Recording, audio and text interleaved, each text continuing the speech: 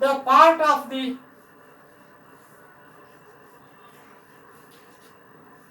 internal capsular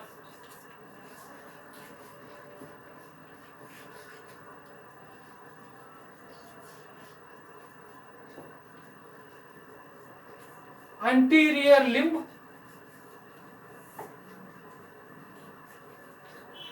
posterior limb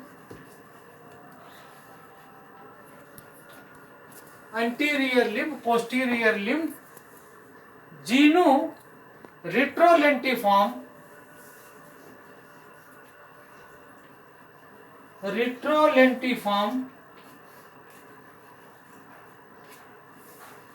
sublentiform.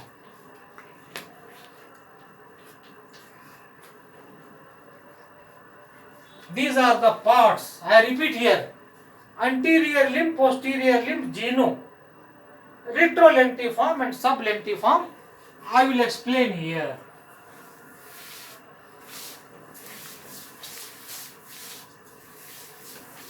Once again, I will draw the diagram.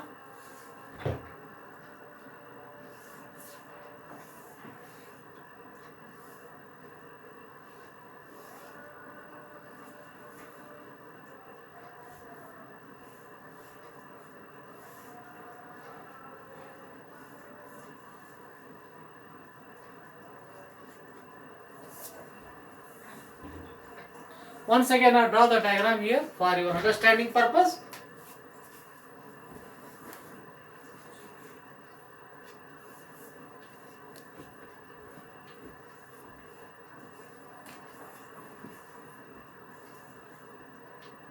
See here, anterior limb, posterior limb.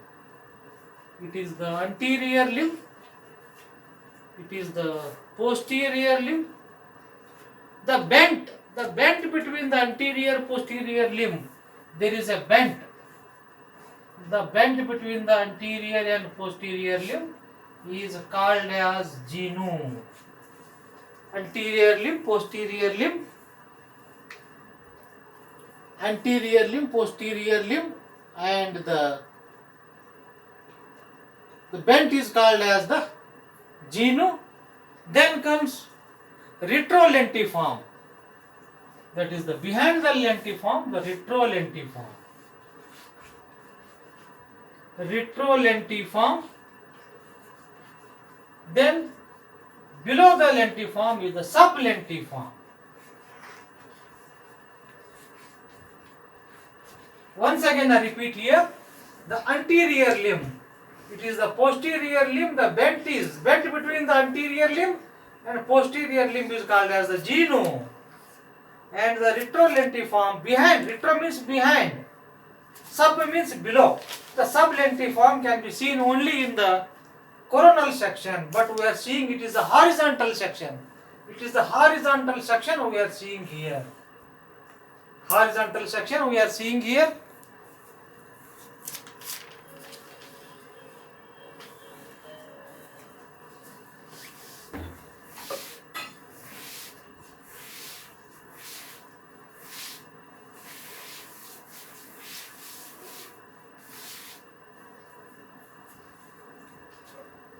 The anterior limb is between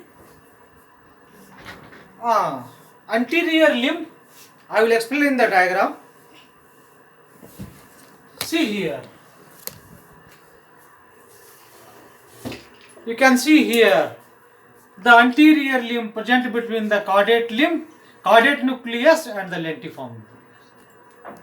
You can see here anterior limb, it is the anterior limb present between the caudate nucleus and the lentiform nucleus. Posterior limb between the thalamus and the lentiform nucleus. Genu between these two bendings. Genu means a bending. It is the sublentiform. It is the sublentiform. Once again I repeat, anterior limb between the caudate and the lentiform, and the posterior limb between the lentiform and the thalamus, and the genu between these two limbs, and the sublentiform is below the lentiform. It is regarding the parts. Now I will come to the here.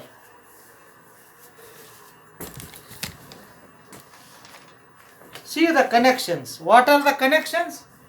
Connections of the internal capsule. What are the connections of the internal capsule? Connections of the internal capsule. Upwards. Upwards, it is related to cerebral cortex through as a corona radiata. As a corona radiata to the cerebral cortex, it will diverge like the corona radiata. Corona radiata. And the below, downwards it comes to the crus cerebri of the midbrain. Downwards it comes to the, majority of them goes to the crus cerebri of the midbrain. I repeat here, above, upwards they are connected to the cerebral cortex to the corona radiata. They converge, they merge into the corona radiata, and below they will come to the crus cerebri of the midbrain. Well, these are the parts of the. Now I will show in the diagram what are the factor, what are the blood supply. Now we will go to the blood supply. See here, now the blood supply I will tell you. See it is the blood supply. Central branch of the middle cerebral artery. Branch of anterior internal carotid artery, that is the central branch. Habenular artery, see here, anterior limb, that is mainly supplied by these are the central branch. They are also called lenticulostriate artery. This is the whole substance of the internal capsule supplied by the central branch of the middle cerebral artery. Central branch of middle cerebral artery and central branch of Habenur's artery. Recurrent branch, this is the whole of this substance, and it is the Habenur's branch is anterior cerebral artery, which is also branch of internal carotid artery. These are the branches of the middle cerebral artery and central branch of the middle cerebral artery. It is also called as lenticulostriate artery and central branch of posterior limb. It is the blood supply.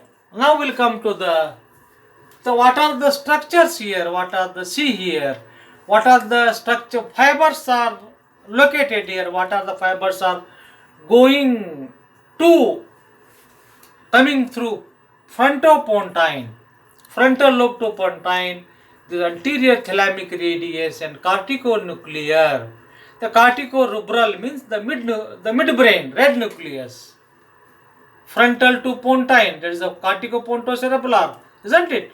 Pontine, fibers from auditory radiations are here, auditory pathway, medial geniculate body, optic radiations are there, corticospinal tract, a pyramidal tract.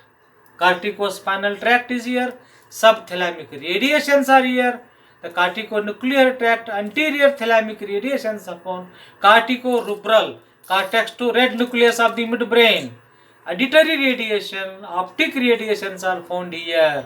Now I will see what are the structures are here, what are the fibers in the internal anterior limb related to frontopontine, that is the corticopontocerebral, anterior thalamic genu, the bending related to corticonuclear, the pyramidal tract. Pyramidal tract you are going here. Posterior limb is related to corticospinal tract, which is the pyramidal tract. Corticopontine, corticorubral, cortex to pontine, pons. Pontine means pons. Corticorubral means midbrain. There's the midbrain, that's the thalamic radiation.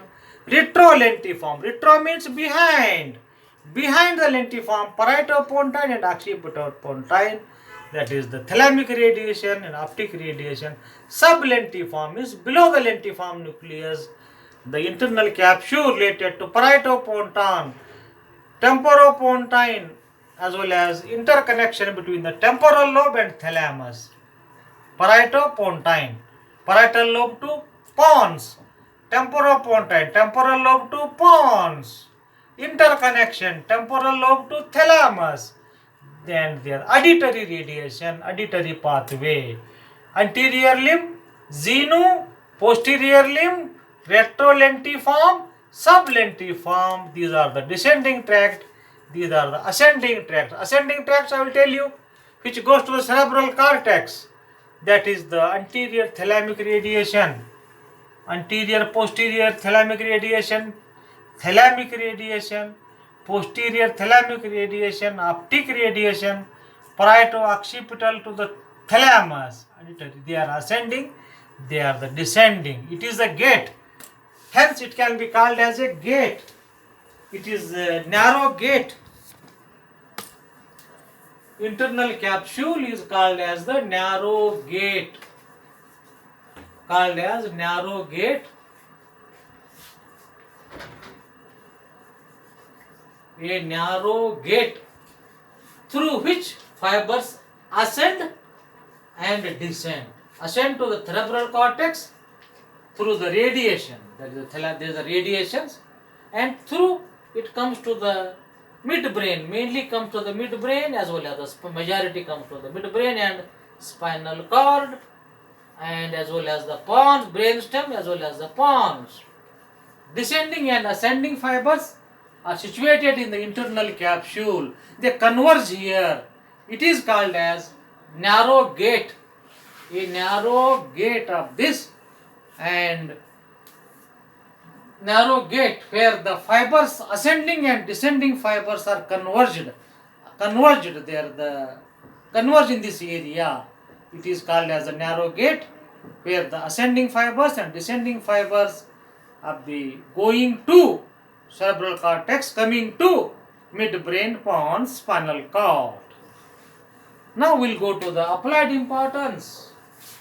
The applied importance, that is, the lesion is mainly vascular. Lastly, we'll see about the applied importance. The applied importance is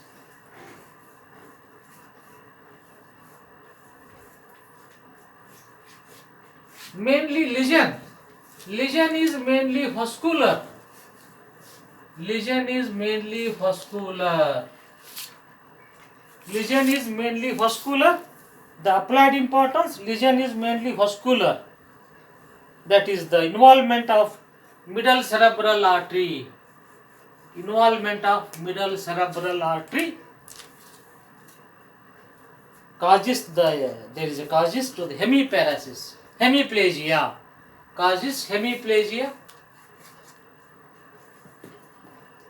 causes hemiplegia of the opposite side. This point to be noted. Opposite side. Opposite side. Opposite side of the body. It is the upper motor neuron type palsy. It is the upper motor neuron type palsy. There is a lesion. Lesion is the mainly vascular. Involvement of middle cerebral artery. Involvement of middle cerebral artery. It causes hemiplegia. That is the opposite side. That it is the upper motor neuron type of palsy. Upper motor neuron palsy, which leads to the opposite side of the body. Whenever the lesion occurs, any lesion occurs, that is the one more thing is the thrombosis of thrombosis.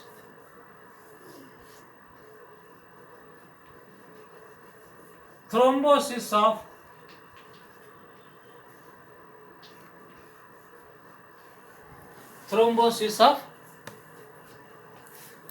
Hubner's recurrent artery.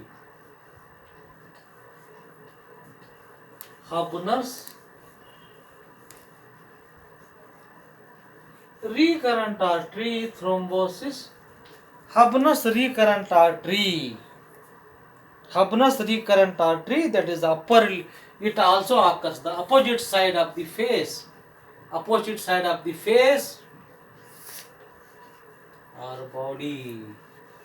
The Hubner, there's a Hubner is name. That's the Johnson Otto Hubner. That is the Johnson Otto. The name is Hubner is derived. Hubner is the person who discovered this artery, who invented this artery, to pay homage to this Johnson Otto Leon Hubner. Johnson Otto. He is a German pediatrician. Hubner is not, he is a German pediatrician. Who pay homage to this person. We are calling it Hubner's artery, recurrent artery. It is absent in this artery is absent in 3%, and it is duplicated in 15%. It is duplicated in Hubner is the pediatrician from the German. He is a person to discover, to locate, to trace this branch, Hubner's recurrent artery. One more thing I will tell you, that is the middle cerebral artery is also called as I told you, middle cerebral artery is also called as lenticulostriate artery. Is also called as lenticulostriate artery.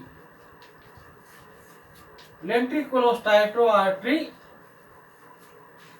If there is any obstruction, lenticulostriate artery, it supplies maximum part of the internal capsule.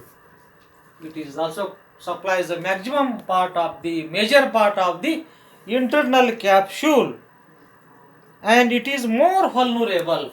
It is more vulnerable in the chronic hypertension. It is more vulnerable in the chronic hypertension. Person who has got chronic hypertension, it is more vulnerable. It may cause the infarction, punctuate infarction. In the chronic hypertensive patient, it may cause chronic infarction. You know ischemia, infarction, gangrene. First stage is the ischemia. Second stage is infarction. Third stage is gangrene. Infarction means death of tissue. If there is a chronic hypertensive patient, there is a infarction may occur. This artery may cause infarction. This artery may cause infarction, or it may cause hemorrhage. It may cause hemorrhage also. It may cause hemorrhage. It may cause infraparenchymal hemorrhage. The vessels may rupture. During the hypertension, this vessel may rupture. This vessel may rupture, cause hemorrhage, cause bleeding. Lenticulostriate artery is more vulnerable in the chronic hypertensive patient. It may cause infarction. Infarction of that part, which may cause lot of dearrangement. Punctuate infarction, a small hole infarction may cause. Then there is hemorrhage. Rupture of artery may occur. Hence, lenticulostriate artery is very much important clinically. It is regarding the internal capsule. Internal capsule, once again I repeat, it is the narrow gate. It is the narrow gate where the fibers ascend and descend. Ascend and descend through this narrow gate. A small pinpoint lesion may cause lot of dearrangement in the body. Hence, it is very much important to the clinician, neurophysician, neurosurgeon. Internal capsule is very much important to the radiologist, neurosurgeon, neurophysician and clinician also. Hence, internal capsule. It is regarding the internal capsule. Please ask me any questions. Please be in the house. Please don't leave the house without any reason. Be safe. Any doubts are there, do call me, do WhatsApp me. Bye. Take